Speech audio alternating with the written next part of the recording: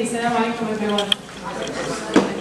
This topic is very dear to my heart because I see the influence of it all around me, especially when I go out and I see all these children holding these little devices. It actually breaks my heart.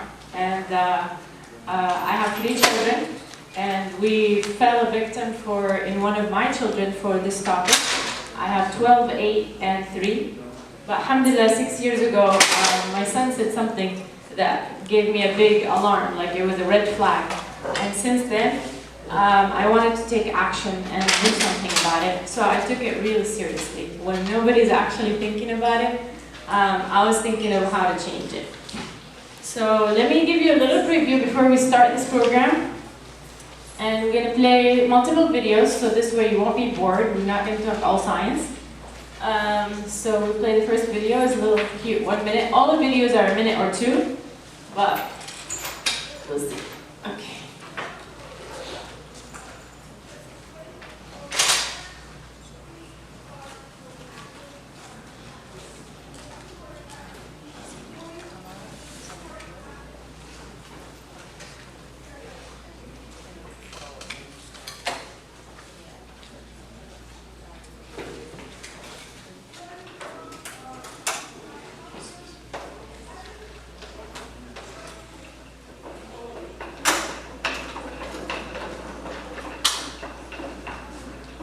Many of these videos that I used are things you can use in lesson plans or while talking to your children. It's very important to have a lot of videos to engage with them since this is the technology age.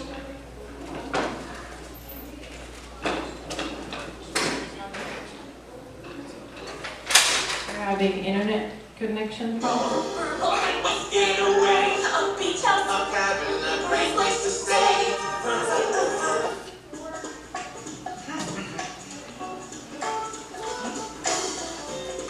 So let's follow the instructions in this video, please, before we start. Let's go, Stuffy.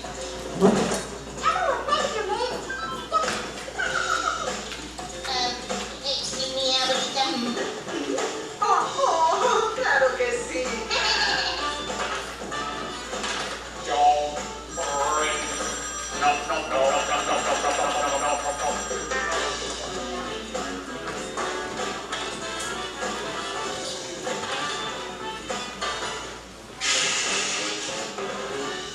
Bye, sweetheart.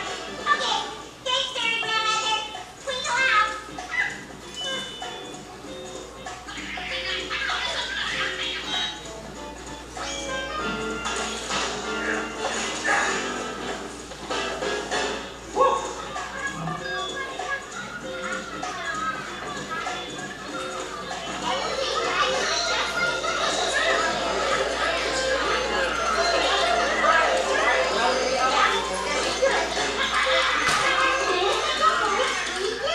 You want sir? Looks like it's device for dinner.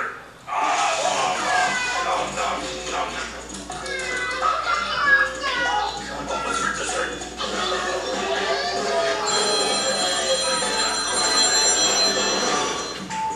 So let's silence our phones and put our phones away so we can start. This is a cute video for little kids, but of course we have videos for adults and for teens to talk to them. So the thing that struck me about 6 years ago, we were driving, me and my son, he was 6 years old, and a biker just went through and crossed the light, and I stopped, and he said, "Why did you stop?"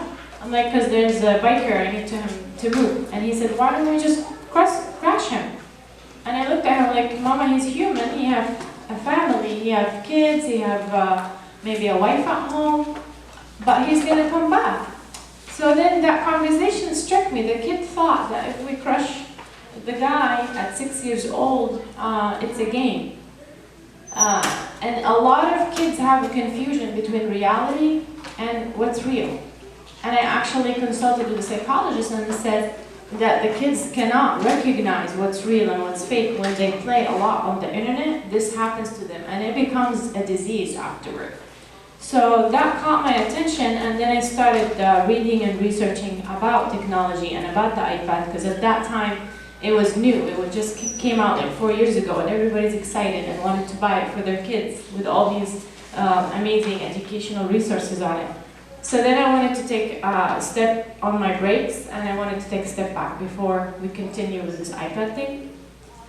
So digital devices have took over our entire life, and the kids are not ready for it. Their brains are not ready for it. Neither is adults ready for it.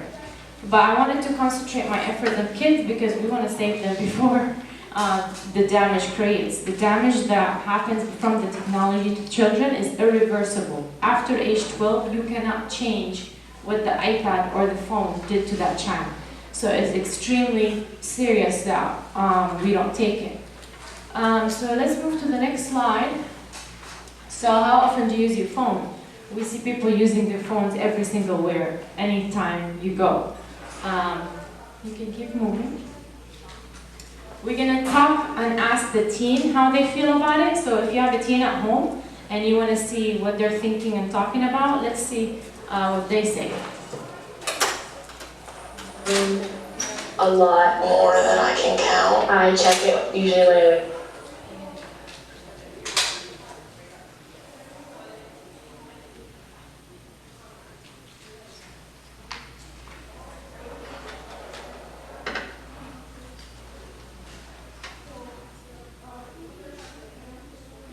wake up in the morning. Before school, on the bus ride to school, During school, A couple times each class. at lunch, probably check it at break. After school, walking home. While I'm doing homework. I'm constantly checking my phone until I go to bed. For me personally, the positives of social media are the biggest probably that I feel connected. It's a way for me to talk to my friends at all times. When I don't have it, it really feels like I'm on another planet. I don't really wish for the days when I didn't have my phone because it gives me so much like stuff that I like cherish. I think I really enjoy social media when I am discussing issues with like-minded people or talking about things I'm very passionate about. I like to make artwork and write, and so sometimes I'll use that as a platform to display my art. It's fun.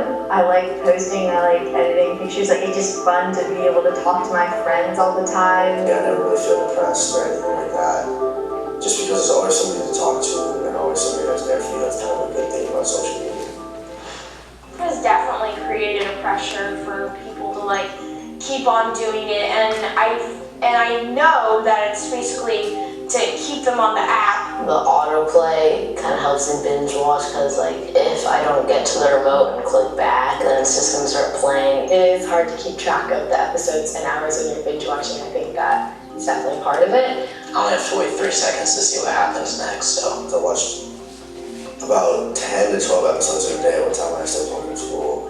And I finished the first season in one day. I think I've done that twice. There's been times where I've planned on just watching like one video, but then I've just kept watching more because they're recommended.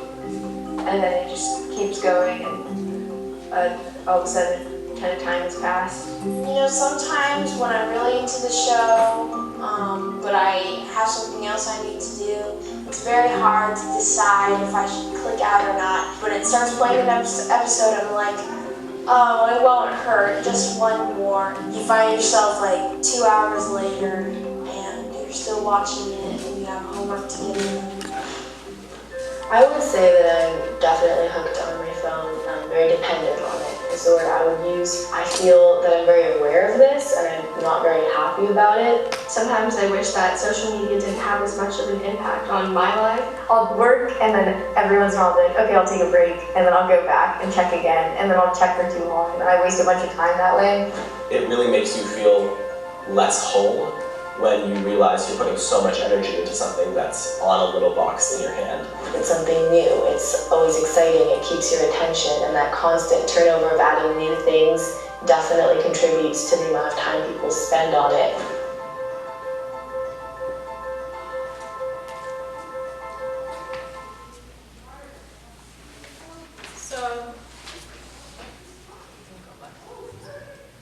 So they have done a lot of research about that, and if we looked at the facts, it will shock you. Kids actually check their phone, and adults, 63 times a day. And while you're having a conversation, 86% of people say that they actually are cut off through to check their phone or answer a text. 58% tried to get out of addiction, of cell phone addiction, and 41 succeeded. So there is hope. We just have to follow a method, and then there's hope of getting out and getting your kids out. So it's not a hopeless case yet. 87% of people check it before going to bed, right before going to bed. And 69 check it 5 minutes before they wake up. This is extremely, extremely bad for your brain.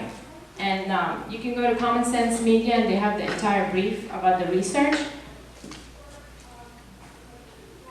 So what is smartphone addiction? The problem about this addiction, it's invisible. So the symptoms are mainly something that the parents have to notice. And with all of us being working parents, you don't see your child all the time. He is on your phone or his phone. You actually gave him access to the entire world. So even if you have a curfew that you have to be home by 10, that curfew does not mean anything if you have a cell phone. So phones have to have a curfew as well, because you have access for the entire world to do whatever they want. And things that we sometimes cannot even comprehend because we did not live in this era.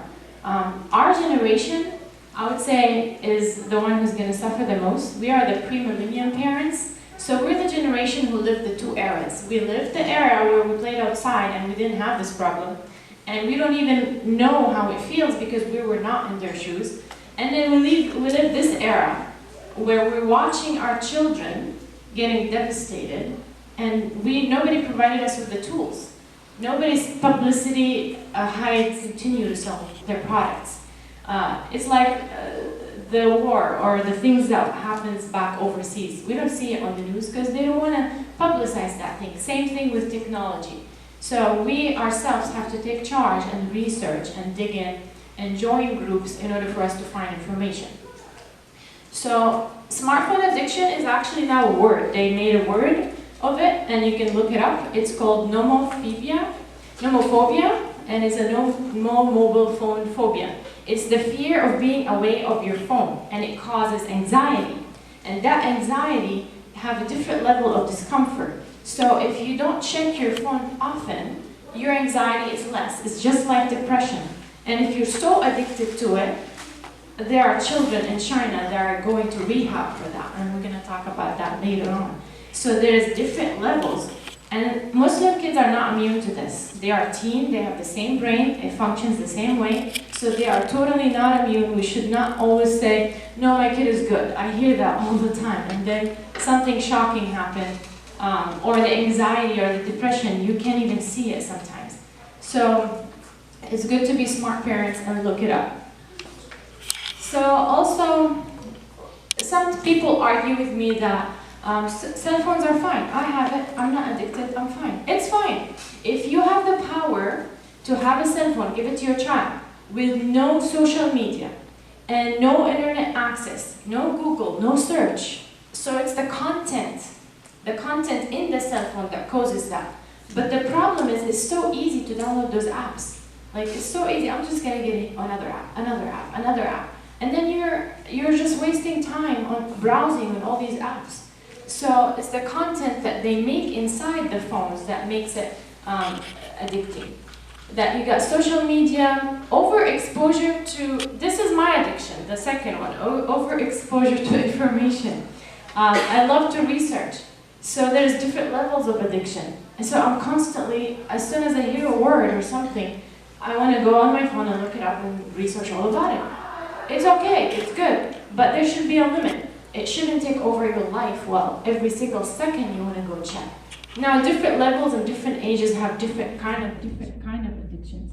Video games, which are kids, movies, shopping, gambling, and many other things. So we have to watch out to which one it is. Now, what internet addiction is part of the, it's caused part of the impulsive behavior. And it's more associated with teen, because the teen brain, the frontal lobe of their brain is the decision-making part, is not fully developed yet. So if it's not fully developed yet, they will make irrational and impulsive behaviors. And that's why we always say that's the period of time that we're always arguing with our children. So add to that, it's already hard that we have a teen without social media and without electronics. Raising a teen is hard because of that part of their brain. Add to it technology, it's now 10 times harder raising that teen with technology. So you are the parent, you have the choice to say no, I want to hold back. Or you have the choice, you can have a phone, but I'm sorry, there's no social media and there's no internet, I'm not paying for it. And I see parents are vulnerable, especially our generation. We are the generation who worked so hard. Our parents worked so hard, and we didn't have everything. I don't remember having a toy room full of toys or access. I shared a room with my 3 siblings, and if each one of us had a Barbie, we were blessed. And we would play with it for years, and we would play with it for years and years until it's worn out and break its head. So these days are gone. Because now we're making more money, things are cheaper and accessible, so we're giving to our children everything that we did not have. And it's something we have inside of us. So it's gonna hurt to say no. It hurts me when I go to the mall and he wants a toy and I say no. So I got the habit, what my mom used to say, even though it does not mean true, it's not true. I would say, Mama, I don't have the money. I can't afford it. But it's only $10. Yeah, $10 is a lot of money. You know how much is that? You know how much Baba works to bring this $10? So I make a big deal out of it. And then I go in the mall and see other parents buying hundreds of dollars because they have it. I have it, but I'm not going to give it to you. I'm going to have you earn it. So that's the problem that we have as parents, especially us, the pre-millennium parents who didn't have everything and want to give our children the world. So we have to watch out to that because it's not good for them. In that slide, I want to talk about the dopamine. What happens in the brain when they're playing and they get addicted, the brain releases a beautiful, happy hormone that makes them happy and engaged, but then after that, it's a withdrawal. Just like any kind of addiction, drugs, cigarettes, it's the same exact feeling. Now, there's a lot of negativity for being phone dependent. The idea that your phone have to be with you all the time is so scary. We went out, I went to college without a phone, and we were okay. At that time we had pagers. We were fine. We didn't have to be disconnected all the time. These children have it by their side, under their pillow, with their bed. They can't move without it. Take it for a day, they go crazy. Try this, go to a retreat for a day, and there's tech-free retreats where there's no Wi-Fi, and see how your children behave. Even better, take it from them for 2-3 hours and see how they behave. So if you want to say, I'm writing a book about detoxing your children from electronics, and there's different levels that you can test your child and see how many hours can he handle without it, and that tells you the degree of addiction he has. And the less the better. You will have anxiety, stress, narcissism. These selfies, the word selfie was actually a disease that happened a long time ago that caused narcissism. Only narcissistic people took selfies. And now I see them everywhere. People brag about them and send them. So it's something that we have to educate our children about. Yeah, it's fun, but why are you taking the selfie? Why are we sending it? What is the reward you're waiting to get out of those likes? Those rewards should be in real life. We should have friends in real life. We should be the parents who are rewarding them. So if your child is waiting for so many likes so he can feel full, that means we have done something wrong as parents. That means we are not giving our parents enough likes. So let them not get those likes online and give them all the likes at home. Because this disease, selfies, and narcissism, it has a lot of bad side effects when they grow older. Depression, loneliness, the suicidal rate is going so high because of that. So all that could be cut off if you just control the cell phone. Moving on to the next one. Okay, so do you know what your child is doing at home? At the internet? We don't know because we don't go to those sites. So if we're not exposed to it, we're gonna play a little video here that we will hear teen what they do online. And please don't tell me my child is Muslim and he doesn't do that. It's so easy for you to do things when nobody's watching. Nobody's watching. On top of it, add the pressure of friends, society, and how beautiful and easy accessible the internet is. So let's hear what teens say.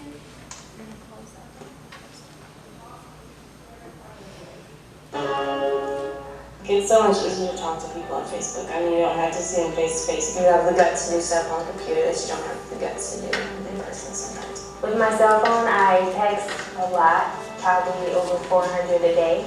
My parents want to hear what I'm talking about so much, and they just know I'm online. They don't know what I'm doing, which is bad to say, but yeah, that's pretty much why, just to have that privacy factor.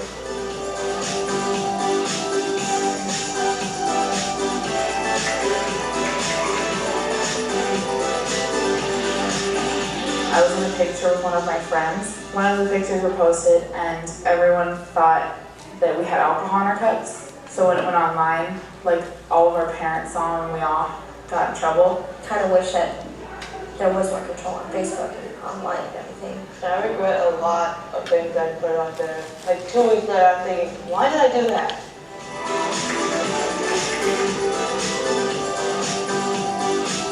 Like online people are completely different people. Like some people, they're more open than they are face to face. You know, you can show your age. So it's cool, because I'm kind of treated like an adult. I was surprised. I know people lie, but I wasn't like expecting someone to lie about their age.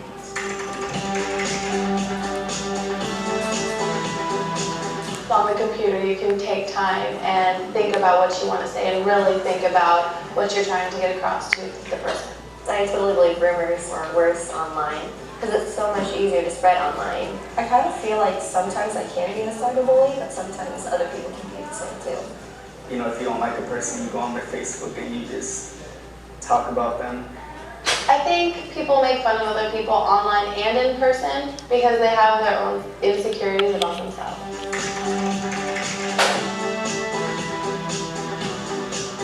I blog my poetry. You can actually tag people that you want to read it, and it won't be so public. But it was a project for school, and we figured if it was good enough, we'd upload it to YouTube. There was like a copyright claim because we used the song, so now it's like, oh, okay. The internet isn't really about the internet itself, it's about the people who use it. Like Spider-Man, with great power comes great responsibility. And I always battle my kids about that whenever they ask, when am I getting a phone? They actually use designers to design an addictive thing, just like any other addicting products that they sell. Their main goal is to sell their products and to have a lifetime user. This user, this child, the younger he uses it, if your child's starting at 5, that's it, he's done. He's addicted. There's nobody who's going to get him out of it. He's going to keep purchasing the latest model until he's an older adult. So this is their goal. So we have to always keep in mind when we're purchasing these products, what is the goal of these businessmen? So I tell my kids, Steve Jobs' kids is not better than you. You are better than him, so I'm not giving you his iPad that he invented. So you find alternatives. You find different alternatives, and there are out there some things that you could do, but it's a lifestyle that you have to do and take charge of it. And I explain it really in details in my book, how to flip your entire life and change it like I did. I detoxed my children from electronics for the past 4 years. They are electronic free, ages 12, 8, and 3. I'm still working on my husband though. So the adults is so hard to reverse that one, but at least we can save our children from that one. So let me show you. All these are the giants in tech. All of them. Each one of them. Microsoft, Intel, Google, Apple, Facebook. And guess where they send their child? They all send their children to a tech-free school. There's tech-free schools, which I'm going to show you right now in Silicon Valley, one of the most expensive schools, Woodruff School and Brightwork School for preschool, and the Woodruff is a full school. It's actually a 100-year-old philosophy that I'm working on in my future school. But we're going to play a video of that school. About 75%, the New York Times magazine said, 75% of the students attending that are the kids of those tech businessmen. They're all in technology. So that should give you a big red flag. Why are these people who are developing all these things for our children sending their kids to a tech-free school? So let's watch what they talk about. Hands about the state of schools. And there's this big debate over high-stakes testing. Does it hurt creativity, or does it actually offer accountability? So imagine a school then with no tests, no technology, not even traditional textbooks. It's the Waldorf way. In a Waldorf school, learning just looks different. Instead of writing a book report on a literature lesson, they take that same story and create a play or a song. You can go to the store and buy a new bit of technology, and the man there can tell you everything how to do it. You get it home and you're clueless. When you've done it, it really comes into your soul and into your limbs in a way that you never forget. It's true that most people learn by doing, and that's the innovative approach of a Waldorf education. It's been around now for more than 90 years. We know, for example, how related math and music are in the brain. 36 minus 6 plus 1. 31. Rhythm and using the limbs is not just a tool, but it stimulates their ability to think, and especially in working with numbers. The school keeps it simple. Chalkboards, paper, and pencil. No computers until 8th grade, and that's when the students actually take one apart and rebuild it. All of us learn in different ways. Some of us are auditory learners, some of us are visual learners, some of us are kinesthetic learners. So the traditional way does not actually address all of those styles. The only textbooks you'll find at a Waldorf school, so the heart and the main arteries, are the ones that the students create based on their interpretation and retaining of the subject. See the face up there. Where do they ask her? And while subjects like knitting and handworking may seem frivolous to some, Waldorf will counter with this. It teaches problem solving, math, and coordination skills. It takes around 6 weeks for a child who's never had standardized testing to understand how the bubble works. I think it takes a lifetime to know how to think. I'll bisect the second art. According to the Association of Waldorf Schools, 94% of their students do go on to college, including schools like Stanford, Harvard, and Yale. There are more than 150 Waldorf schools in the United States, and enrollment, I'll tell you, has skyrocketed from coast to coast. So the question a lot of people have is, how does it really compare to mainstream education? Elaine Kalfleisch is a cognitive neuroscientist. She has more than 20 years of experience looking specifically at how children learn. Welcome to the program. Thanks for joining us. Thank you. Good morning. I'm very interested in this topic because I have 3 small children myself, and I think, when you have kids this age, it's a large part of what you think about. And one of the things, first of all, I just wanted to ask you, if you look at some of that video, a big part of the Waldorf way is to keep students engaged through constant movement. You probably noticed that. Does that help the brain in terms of retaining information? It does. Movement does a couple of different things for learning. It helps orient the person and anchor them in their experience as to what they're learning, but it also helps with memory consolidation.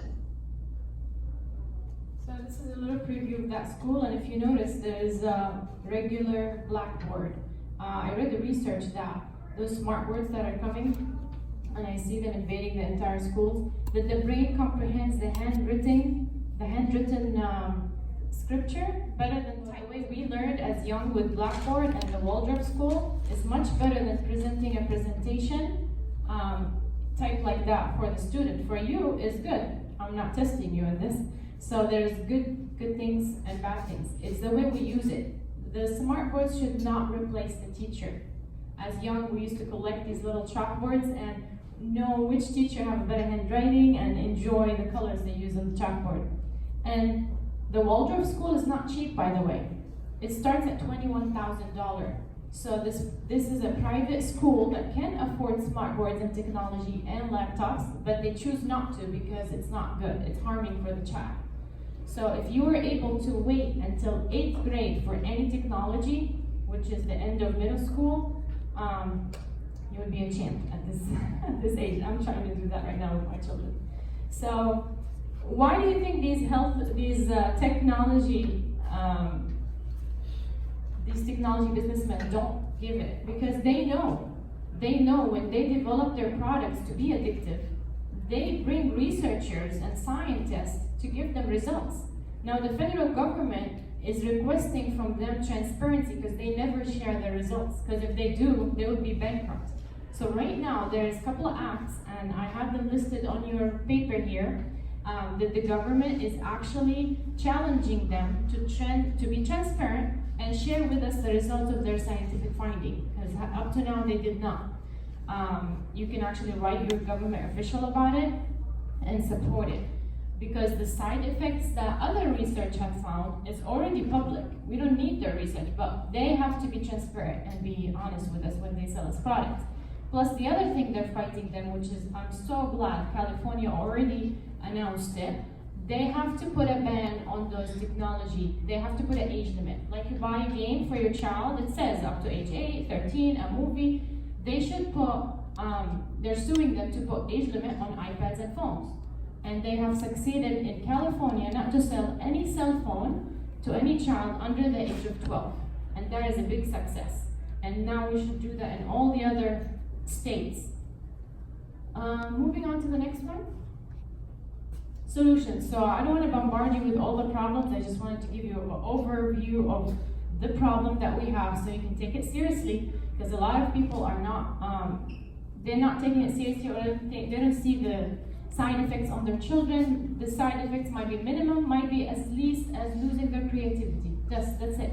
One of the major problems we have right now is there's no creativity. And I'm not kidding you. The number one, the Forbes magazine says the number one asset you could give your child to get a job is creativity. And they have not solved the mystery of how to actually instill that in your child. And with the technology era, we're losing that. So it's in your own hands to bring it back, at least for your child. So some of the solutions, there are three things that you have to, that contribute to the solutions. We have home solutions, at school, and in your community. We're gonna observe one at a time. At least you can take charge of at home. And there's a lot of resources. I try to stuff it on that little paper so you can take it home and use something from it. So we're gonna talk about what can you do as a parent. The first thing you could do, I simplified it. It's a long thing, but this is the simplest thing we could do for now.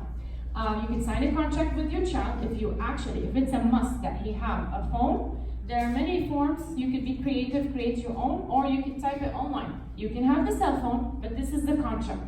You talk to your child, and you can find a lot of contracts and modify them according to your life skills and life habits. You sign it. You break that contract, I'm sorry, I'm gonna take the phone away. You can do strike 1, strike 2, strike 3, the phone is gone. The phone is gone, you get a flip phone, that's what you're gonna live with. Trust is trust, and when I made the contract with you, you gotta follow it. If you don't follow it, you lose your phone. Maybe for a year. Let them learn a lesson. Don't be scared of taking it away. They're gonna be depressed, they're gonna hit their head on the wall, they're gonna go in the room and do a band strike. Nobody's gonna die. What's gonna die is the phone you're giving them. The phone you're giving them is what's gonna kill them. It's not gonna kill them when you say no. One thing that hurts us the most, and I hear it all the time, you're the worst mom on earth. You're the worst dad on earth. You're the only dad on earth who doesn't give me a cell phone. I don't care. I think my son in 6th grade right now, he's probably 2 kids in his entire class that don't have cell phones. And when I meet with the teachers, they're crazy. They think I'm crazy. But I try to substitute. I'm not banning him, I'm not doing. There is a big thing about this theory. Don't ban him and don't give him anything in return. I changed my entire life. I designed my entire house around that. So you have to take charge pretty seriously. Just like when you decide to go buy a car, or when you remodel your home, remodel it around your child's need and design it around your child's need, so he doesn't need all these technology businessmen. They actually change their houses. They build, some of them actually revamp their backyard. They build them a tennis court. They build them whatever they like, a basketball, a hangout for them and their teens, so they all want to come to her house. And some of us, they put a box at the door, and they tell the kids who are entering their homes, because you can control your kid, but not the other kids. I'm sorry, you can come in my house, but you have to put your cell phone away while you're at my house. All my friends know me that come to my house and the kids come for play dates, that I take their cell phones at the door. I don't care. Some of them don't come back. So I tell my son, this is not a friend. I talk to the moms and I tell them that this is what I'm gonna do to your son if it's okay with you. She's like, oh please, please. They beg me. If you wanna keep it too. So if you're entertained, the children who come over, I entertain them, I go out of my way, I feed them, and I make sure that they can come back without a cell phone. I show them what a cell phone means. When Fortnite came out and everybody was on Fortnite, I worked with my son who was creating a reality Fortnite. He was itching, he wanted a Fortnite game. So we created a reality outdoor game. We got all the weapons, all the skins, all the things. I researched it, I played it, so I want to know what they're doing. And then we made them, we got fabric and materials, and we made all the weapons. And we go outside, we hide them, and they go hunting, him and his friends, and they get lives. And it became so engaging and entertaining. So the neighbors start coming and playing. And I told him, we can actually do that as a YouTube channel. He kept begging me for a YouTube channel. I tell him, if you can just put jokes and weird things and funny videos, it's not for our household. If you find a meaningful thing to create a YouTube channel, I am all for it. Create a business? Yes. Make a mission? Yes. I told him we could do a Fortnite reality game on YouTube showing other kids how you can actually play outside. We literally had kids who came and visit, and we told them we're going to play reality Fortnite, and they got so excited they thought we were actually playing on the computer. I said, no, it's outside. They said, how do you do that? Like, you act, you play. Well, how do you do that? I actually had kids come to my house, 7, 8, 9, 10, all kinds of ages, asking me, how do you play outside? I had kids, I go to the playground, they sit and say, I don't feel like it. Why would a kid does not feel like playing on the playground? There's a big problem here. There's a huge problem. Some of them could not imagine what my kids were imagining. They were imagining the monsters and how you battle and how you do that. What are you thinking of? They could not even imagine it in their brains. So that is a big problem. We imagined a lot when we were little, we played with boxes. So let's rethink how we raise these children. The second thing is, I'm going to give you 7 apps that you can download on your phone. This is the easiest thing you could do. And they're listed in your handout. This way it'll make your life easier so you don't have to write. These are applications. They're free. You can put them on your phone. You can add your children. And you can monitor their phone usage from your cell phone. You can actually put FaceTime, 10 minutes. Fortnite, 30 minutes. Homework, this month. YouTube, Google. Whatever, you can detail it to the max of how much they can do on the phone, and the beautiful thing about it, you can shut it off with a button. Now tell me this is hard to do. Some tell me I can't take my phone out of my kids' phone. This is easy. Now go now, download the app, add your children. So I'm in area because we're running out of time. So here you go, add your children, add those apps. This is a little view of how your children usage would look with all the hours and minutes. You can keep going. Now this is a second level you could do, which is adding a Wi-Fi router. We all have Wi-Fi routers that are the free ones that comes from the companies. Let's take a next step and add one. Hold on a second, go back. It has different price range from $49 up to $200. It limits every single move your child do, including TVs, computers, and phones. Because for example, the people who don't have phones, they want to control how much TV they watch. This is a very good choice for you. Also, don't tell me I don't have the money for it. The cheapest one is Circle. It's made by Disney, $49.99, and that is a beautiful thing to add. It's so easy to install. It will take 5 minutes. It will save your life. And the beautiful thing about Circle, it's a little square. Can you go to the next one? You just press the button, and everybody is shut off their internet. So if you're having dinner, you want to bring them from their rooms, you press the button, everybody's going to come down. Don't have to yell or scream or nothing. You want them back to do homework? Press the button, and that's it. No more screaming, no more yelling, nothing, no battles. These devices help and save your life. Let's go next to the next chart. This is how the screen will look on your phone, and it will show you what your child is doing, how many hours, music, everything. Are those prices per month or just Oh no, this is a one-time fee. There's other softwares that we're going to go to the next slide that you pay per month. So I'm giving you different options. We started with the applications that are free, routers, and now the second one, this is just screenshots, is a computer software. A computer software, you install it on your computer and it can access all the devices. This is through your virus protection program. Like all of us, we have like Noor virus protector. There's a second one, which is Norton Plus, that adds more parental control, because the regular antivirus parental control is very limited. So these are made for parental control. And they're very cheap, as you see. They start from $14.99 a year. This is a year, not a month. So they're made, everything is so inexpensive that we all can afford it. Next slide. At school. As a school administration, you can't do much about changing technology if you already have smart boards and computers, but as a teacher, you can do change. You can do lesson plans. Go to the next slide. These are the most amazing websites for lesson plans. It gives you lesson plans from K to 12, and I have access to a lot of them, so if anybody would like to email me, I can send you lesson plans and recommend some. Common Sense Education and CPOMs. The most beautiful lesson plan that I advise every single teacher to do is the next slide. Web Junkie, whoever did not watch this movie and have a child needs to watch this. China is known to be the most country that has rehab centers, boot camps for internet addiction. It's been going on for 16 years. Not now, didn't start today, 16 years, okay? And this movie is made by PBS. It's a documentary with the 3 children showing how they're suffering in the boot camp and what the internet addiction did to them.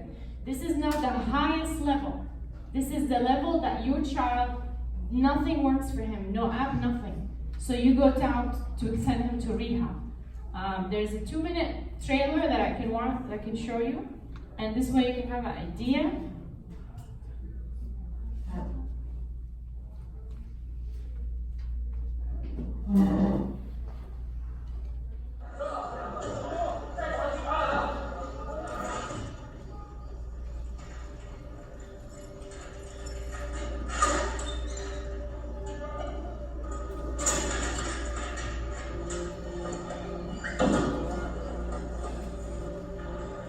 This is a real story, by the way.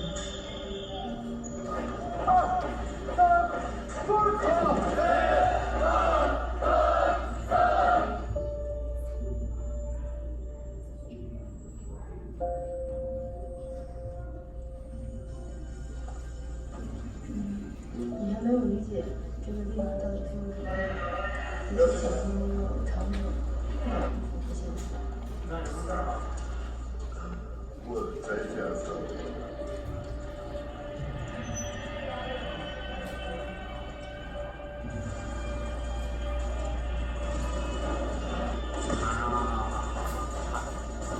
那怎么样了？那么一句话，你的大脑在干嘛？在受训。当你上网的那几个月，你从来不知道父母的日子是怎么过的。当你的键盘声一声声传入妈妈的耳朵的时候，妈妈的心里是怎么样的？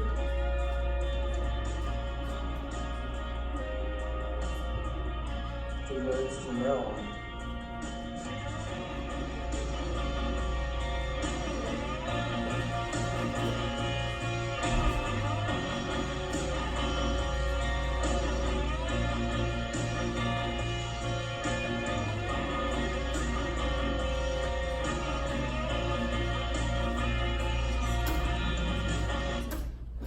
I'm going to fast forward because we started late, so my time is up. Next, if you want to learn more about schools and what they did, this is an amazing book to read, Screen Schools. It tells you all about how technology invaded schools, whether we like it or not, and what is behind it. What's the secret behind this technology invading the schools? Moving forward. In your community, there's many things you can do. Reach out to lawmakers. These are the 2 laws right now that are the bills, the Camera Act and the COPA Act.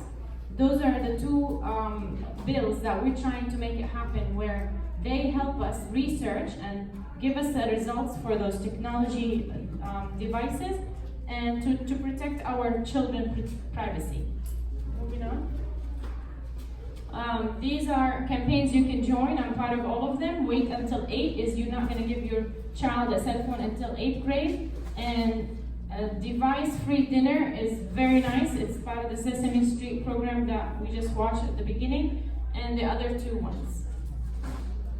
We're not not gonna watch that. We don't have time. We can move on. So at the end, if nothing happens, this is the last solution. You just take the phone and break it. There's many ways to do that. You can move on. There's many evil ways to do that. All the celebrities do that. Don't be shy. Keep going. And at the end, I just want to tell you, parents, please stay in there. Really sorry. I'm done. Yeah. I'm sorry. I'm sorry. We're gonna have to. Thank you, everybody, for everything.